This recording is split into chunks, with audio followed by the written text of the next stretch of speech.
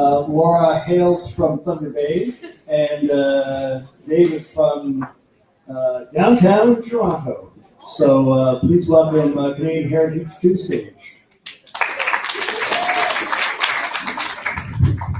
Thanks, Jim. I was born in the township of Whitchurch, in the hospital, Newmarket. I grew up in the country. And when I was 12, I moved up to a place, our phone address is Moonstone. You know where Moonstone is? I'm a country boy at heart, despite the fact that I've lived most of my adult life in the city. Drew, do you have these lined up yet? Now, unfortunately, we don't have an image projector of what you're seeing, but I wore these socks today in tribute to all of you, who, whenever you've had an encounter with thunders, well, you sort of feel like you're being swallowed by a giant whale. Like you're going into the mouth of Noah, you're Noah, and what's going to happen to you? So I thought, what appropriate socks to wear? So, Canadian Heritage. Could we go to the next slide, please? I've never presented with a deck before. We call these things decks. And I've been working at Canadian Heritage for 10 years, and honest to God, this is the very first time I've ever had a deck to present, so I don't know how to do it. I'm not going to read that, except to say it tells me I learned about Canadian Heritage.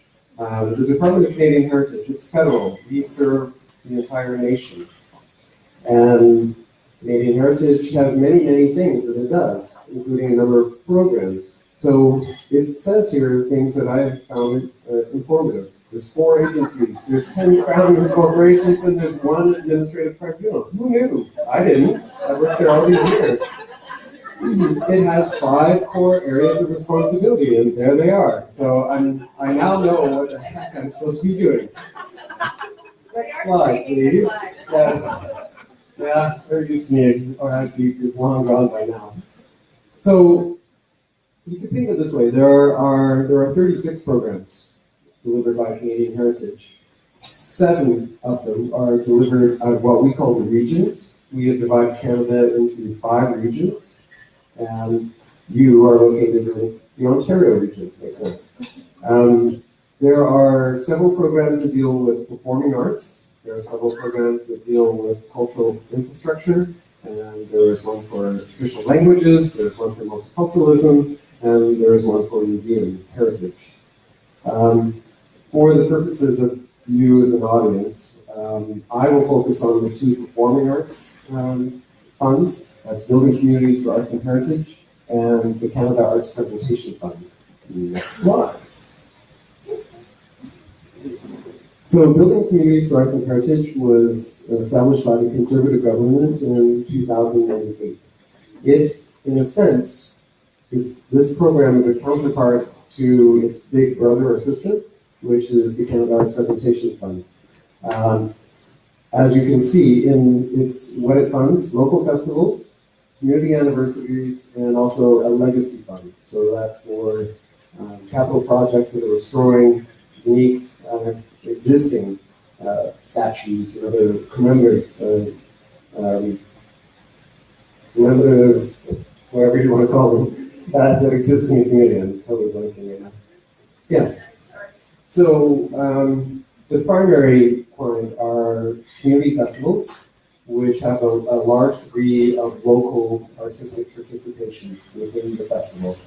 And if I set off the top of my head, there are 2 key distinctions between my program, Canada Arts Presentation Fund, and this one. This festival can be free, whereas ours, you're required to have some ticketed activity.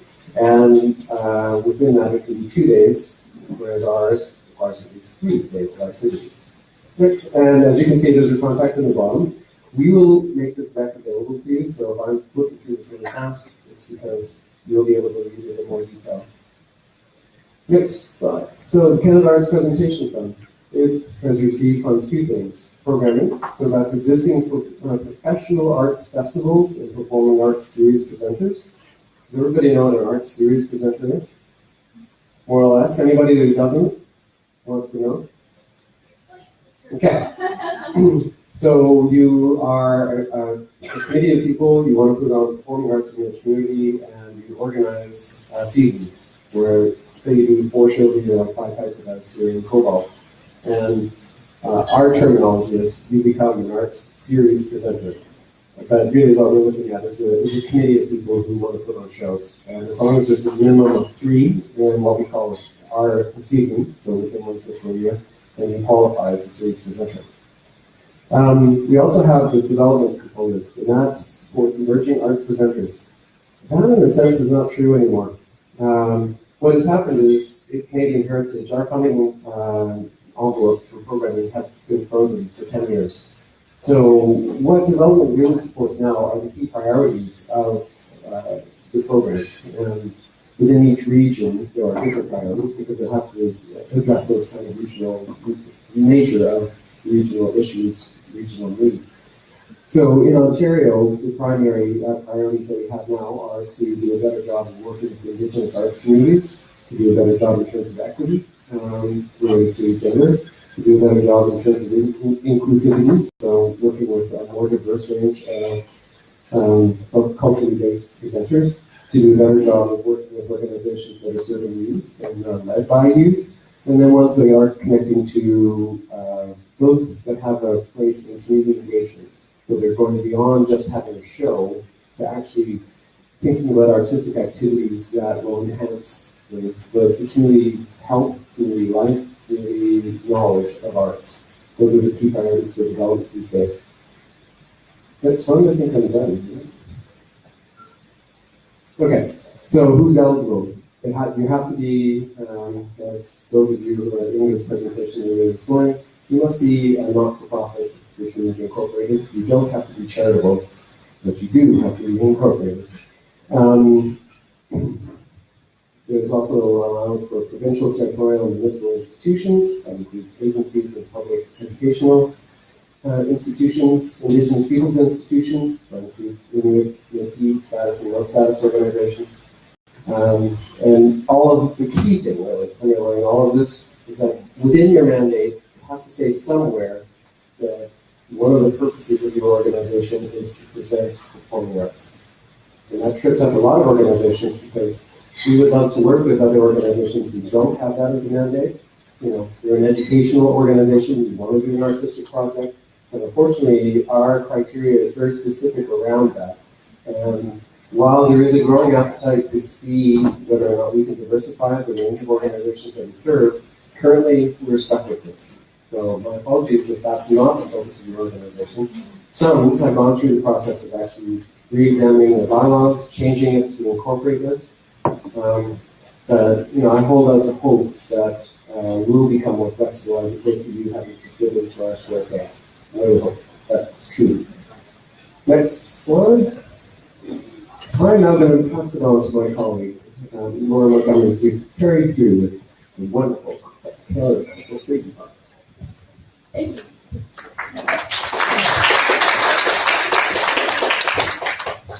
Canada Cultural Spaces Fund, I think there are probably a few in the room that are a little bit familiar with it. It's an infrastructure funding program, so it supports bricks and mortar, and the ideas leading to bricks and mortar. This can be renovations or to existing facilities or construction of new facilities. It can also support the acquisition, the purchase, and installing of specialized equipment related to your arts mandate or your heritage mandate. So one question I should ask you, are there any community museums people in the room?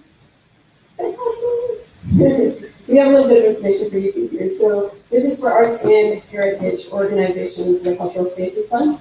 And also the third thing that it supports is feasibility studies towards the development of new facilities. Next slide.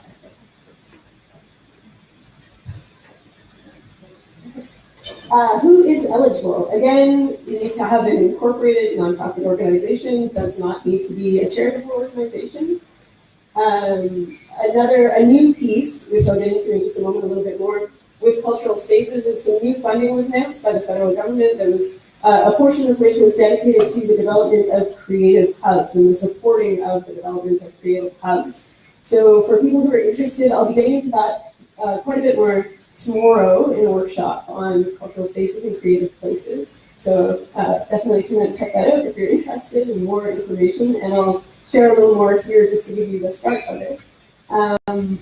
But also the other eligible organizations are provincial governments and agencies, municipal governments and agencies, Indigenous institutions, organizations that have demonstrated support for artistic programming and or heritage activities in the community. So here we go. In budget 2017, this is all the formal stuff.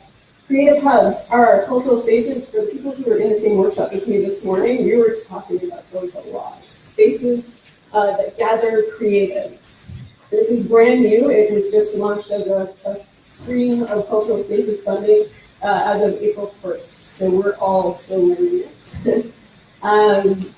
So here, in the view of Canadian heritage, creative hubs are cultural spaces that feature multiple users. So you're looking for a diversity of users and audience, diversity of disciplines, sectors, business models, people. So just diversity in the broadest sense within the notion of creativity and heritage. Activities that promote exchange and collaboration, so bringing together a diversity of creative folks, and also spaces of programming that are accessible to the public. So the three key things are collaboration, diversity, and also public access. Next slide. A little bit more, here's how they will be assessed. To what extent do they bring together professionals from a range of arts and heritage sectors and creative disciplines? Something that's interesting about this stream of funding is that it has opened up the definition of creator to include what's more traditionally viewed as like the for-profit ends of creativity. So people like designers, architects, landscape designers. So it can be viewed as creative sectors and disciplines in both the sort of the non-profit sense, I guess, and also the more for-profit, for lack of a better term, sense of it. So, looking for organizations that bring together diverse business models, not-for-profit and for-profit, and self-employed creative workers. Affordable shared space and resources, equipment. Opportunities for collaboration, so building in somewhere in your structure, your organizing structure, opportunities for people to mingle, work together, share ideas. And also offer a space and programming that's accessible to the public. It doesn't always have to be publicly accessible, but as long as there's an element of programming that is publicly accessible. Next slide. And a little bit for all the museums people in the room, persons in the room. The Museums Assistance Program has 4 funding components. Right now, the priority is the Aboriginal Heritage component. They're looking at the language around the name of this component, and we acknowledge that up front. But it hasn't changed yet. It is still known as the Aboriginal Heritage component. Applicants for this can be Indigenous organizations or First Nations that, or partnerships between those organizations and a museum or municipality. The idea is for the Indigenous partners to have an active role or lead role in the project. It's a fairly flexible component. It can support lots of kinds of heritage projects, including but not limited to research, programming, and exhibitions. The other components are access to heritage, which supports the creation and circulation of traveling exhibitions. I believe you only need one other museum for your exhibition to go to be eligible. Collections management, so improving your storage or collections management system. And also exhibition circulation, so hosting and traveling exhibitions from other communities and community museums. Now, I'm holding this paper because although my name is Laura and I'm here in person, I'm speaking on behalf of a colleague who operates out of the Sudbury office and also the other staff of the program, the Museums Assistance Program. So here is a contact for my colleague, Andrew Elgie, who is a really great resource person who works in the Museums Assistance Program. We should also acknowledge, we can go to the last slide. And finally, we're getting kind of thumbnail information because as everyone says, we love to talk. We love any excuse to get away from pushing paperwork through systems. So please do call us. Where there are actually 5 of us here from the Department of Canadian Heritage, 4 who live in the region. And yeah, that's just about it. So I just want to acknowledge my colleagues, Lynn Auger, who works with David in the Canada Arts Presentation Fund. That's right. And Linda Dubois, who is in the Sudbury office, who works in the Canada Cultural Spaces Fund and also in the Official Languages Program. So, and Lynn is in Ottawa, so we're covering the province, not too badly. And also hello to Kathy Golden, who is here from headquarters, making us a little nervous because we don't get to see headquarters people very often. Just as a wrap, show of hands, how many of you have been supported by a program from Canadian Heritage or have in the past? Okay. So this was really boring, wasn't it? You know what? But for those of you who haven't, do get the point of coming out to us. I mean, all of us, I think, hopefully the impression we'll give you is that we are advocates for the sector. And we often come from the background of working in the arts ourselves. And we're true believers, so it's an easy conversation to have. Have a great day with us.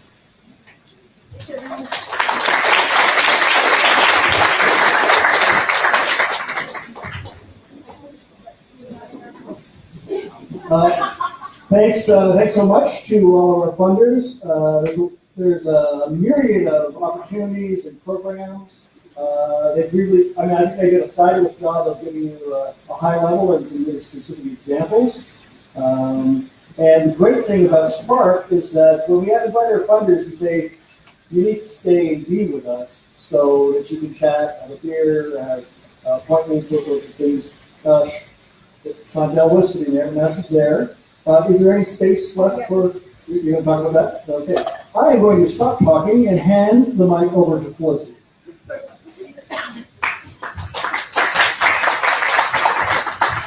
Just to let you know, we have the funders well-known sign-up sheets. If I can take the sheet up. Sheets. Sign-up sheets. Maybe in the classic theater, but I brought them over here. And there is still some space available to sign up with one-on-one funder. I'll leave them up here. David has tomorrow morning and tomorrow afternoon available.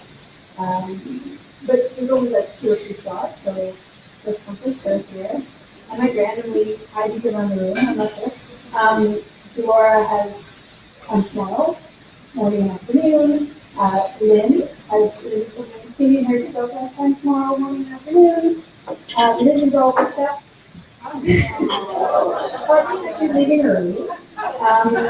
And Nora has some time to see.